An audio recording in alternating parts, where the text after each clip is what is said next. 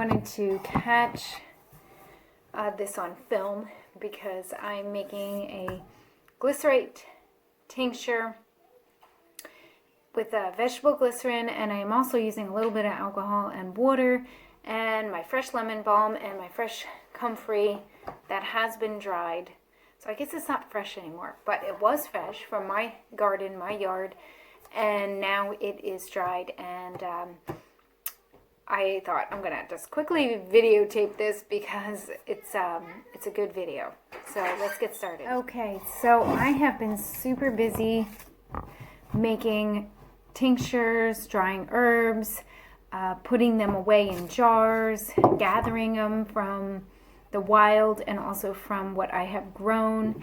It is late September, and if you are an herbalist, you're probably super busy doing the same thing as well. So there's a lot of content, there's a lot of information I can squeeze into this time. So I had some lemon balm. I didn't actually gather that much. My lemon balm did not grow super well this year, but I did have one nice patch, and I dried it. And what I decided I wanted to do was turn it into a glycerate. And I wanted to combine it with some comfrey leaf that I have dried. And to dry this, I dried the leaves in paper bags. And I do have a video about drying in paper bags. If you go through my videos, you can find it there. And it's a very simple, easy method if you are not doing commercial amounts of herbs, but for yourself and community, paper bags works great. So I want to combine the comfrey with the lemon balm. The lemon balm is a nervine and good and soothing to the nervous system. And comfrey is just very healing. It's a heal all kind of herb. It is nicknamed comfrey is also called nip bone. It is a healing herb for bone, muscle, tissue, cartilage, and it actually was in Dr. Christopher's formula that used to be called bone, muscle, cartilage, or actually bone, flesh, cartilage, BFC. It used to be called that, and it was one of the herbs in there.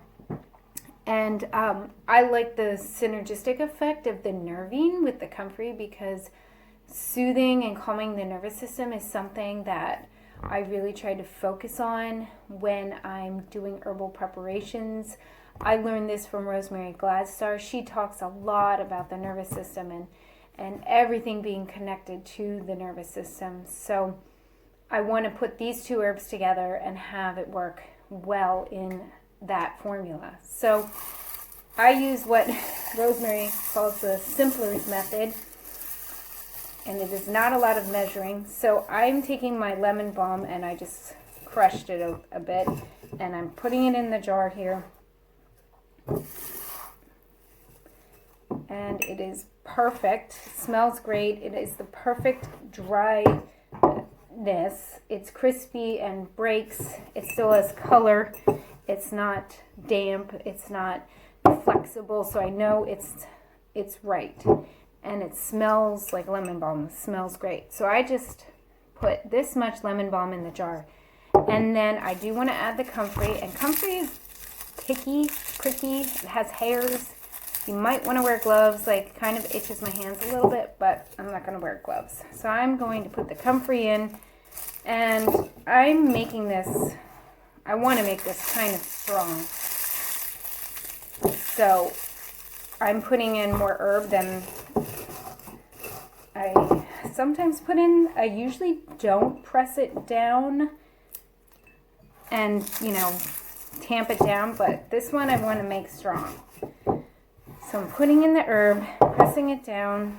I got my comfrey and my lemon balm, and I am maybe 3/4 of the way full. And this herb is going to swell. It's going to fill the entire jar. So the main base for this is vegetable glycerin, and I'm going to pour that in first. And just let that soak.